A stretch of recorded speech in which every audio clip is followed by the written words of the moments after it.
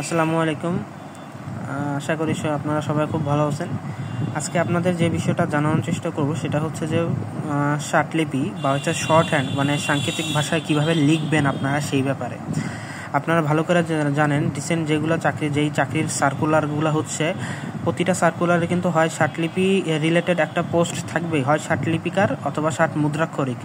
তো এই চাকরিগুলোতে কিন্তু পোস্টও অনেক বেশি থাকে, চাকরি পাওয়াটাও সহজ হয়, চাকরির পরীক্ষাও অনেক সহজ হয়।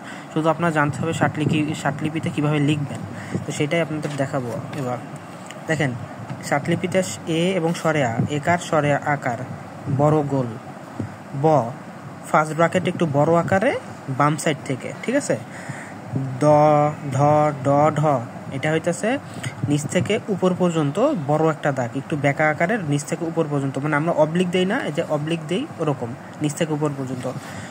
রস্যই দীর্ঘই এটা হচ্ছে ছোট গোল, এ আ বড় গোল, রস্যই দীর্ঘই বা রস্যিকার দীর্ঘিকার এটা হচ্ছে ছোট গোল। ফ মানে ছোট ফার্স্ট ব্র্যাকেট একটু ছোট আকারের ডান সাইড থেকে।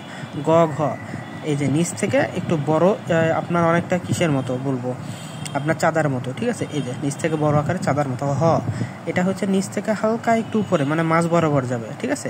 আই গোল দিয়ে মাঝখানে একটা ছোট্ট দাগ দেখতে পারতেছেন। বর্গীয় জ উন্তের ঝ পুরা, মানে উপর থেকে নিচ পর্যন্ত পুরা দাগ, ঠিক আছে।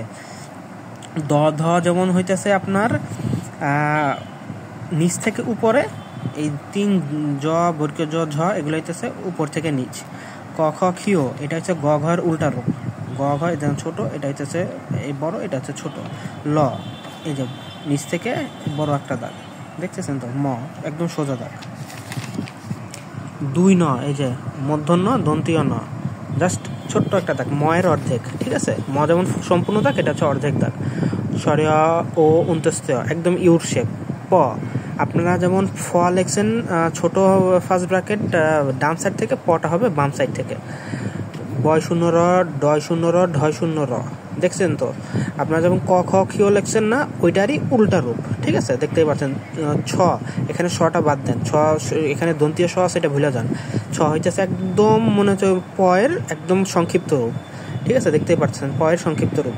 ট ত খণ্ড ত এগুলো হইতেছে একটু বেঁকা আকারে মধ্য পর্যন্ত নিচ থেকে উপরে, ঠিক আছে, দেখতেই পারতেছেন কিভাবে লিখছে। সরি রস্যু দীর্ঘ এগুলো হচ্ছে এন এর মতো, এন শেপ। ভ হইতেছে এই যে দেখতেছেন কিভাবে লেখা। তারপর হচ্ছে ক স যুক্ত কিভাবে লেখছে, বাকিগুলোও দেখতে পাচ্ছেন কিভাবে লেখছে। আশা করি এভাবে শিখলে আপনার শার্টলিপির যে ভীতিটা আপনার দূর হয়ে যাবে।